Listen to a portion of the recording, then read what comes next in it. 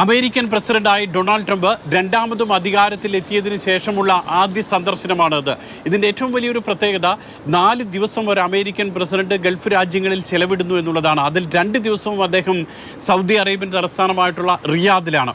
റിയാദിൽ GCC ഉച്ചകോടിയിൽ പങ്കെടുക്കുന്നുണ്ട്. മാത്രമല്ല സൗദി അറേബ്യയുമായി ഏറ്റവും അടുത്ത ബന്ധം പുലർത്താൻ ഇപ്പോൾ അമേരിക്ക കൂടുതലായി ശ്രമിക്കുന്നുണ്ട്. റഷ്യ യുക്രൈൻ യുദ്ധം അവസാനിപ്പിക്കാൻ വേണ്ടി സൗദി അറേബ്യയുടെ നേതൃത്വത്തിൽ സമാധാന ചർച്ചകൾ നടക്കുന്നുണ്ട്. അതോടൊപ്പം തന്നെ ഇസ്രായേൽ പാലസ്തീൻ സംഘർഷം ഒഴിവാക്കാൻ വേണ്ടിയിട്ടുള്ള ചർച്ചകൾ അവിടെ നടക്കുന്നുണ്ട്. അങ്ങനെ മാത്രമല്ല അമേരിക്കയും യമനും തമ്മിലുള്ള സംഘർഷം അത് അവസാനിപ്പിക്കാൻ വേണ്ടി സൗദിയുടെ നേതൃത്വത്തിൽ ചർച്ച. ഇങ്ങനെ വലിയ പ്രാധാന്യം ഈ ചർച്ചകൾക്കുണ്ട്. അതുകൊണ്ട് തന്നെയാണ് സൗദി അറേബ്യയിൽ അദ്ദേഹം കൂടുതൽ സമയം ദിവസം ചെലവിടുന്നത്. മാത്രമല്ല ഇന്ത്യ പാകിസ്ഥാൻ സംഘർഷം അത് ഒഴിവാക്കാനുള്ള ഇടപെടൽ തൻ്റെ ഭാഗത്തു നിന്നും അമേരിക്കയുടെ ഭാഗത്തു നിന്നും ഉണ്ടായി എന്നുള്ളതും പ്രഖ്യാപനം നടത്തിയതും ഡൊണാൾഡ് ട്രംപാണ്. അപ്പോൾ അതുമായി ബന്ധപ്പെട്ടുള്ള ചർച്ചകളും റിയാദിൽ എന്നതാണ് പ്രതീക്ഷ. മാത്രമല്ല വ്യാപാര രംഗത്ത് ഏറ്റവും വലിയ നിക്ഷേപം സൗദി അറേബ്യയിൽ നിന്നും അമേരിക്ക പ്രതീക്ഷിക്കുന്നുണ്ട്. സൗദി അറേബ്യ പ്രഖ്യാപിച്ചതിനേക്കാൾ കൂടുതൽ നിക്ഷേപം ഉണ്ടാകുമെന്ന് ഡൊണാൾഡ് ട്രംപ് തന്നെ പ്രഖ്യാപിച്ചിട്ടുണ്ട്.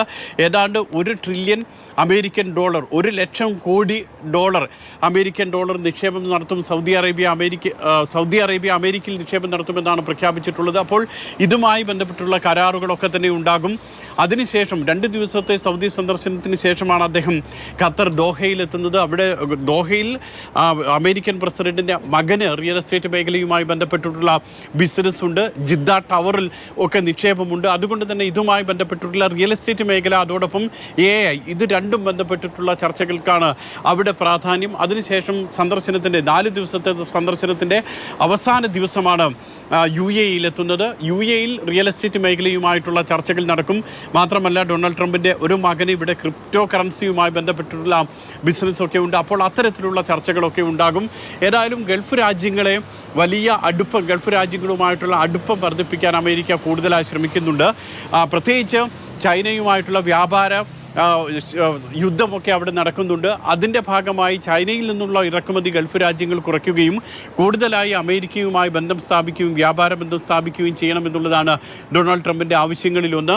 മറ്റൊന്ന്, ഈ അമേരിക്കയിലെ പേർഷ്യൻ ഗൾഫിൻ്റെ പേര് മാറ്റണമെന്നുള്ള നിർദ്ദേശം അമേരിക്കൻ പ്രസിഡന്റ് മുന്നോട്ട് വെച്ചിട്ടുണ്ട്. അറേബ്യൻ ഗൾഫ് എന്നാക്കി അതിൻ്റെ പേര് മാറ്റണമെന്നൊക്കെയാണ്. പ്രത്യേകിച്ച് ഏതാണ്ട് 8 രാജ്യങ്ങൾ അതിർത്തിയിടുന്നതാണ് പേർഷ്യൻ ഗൾഫ്.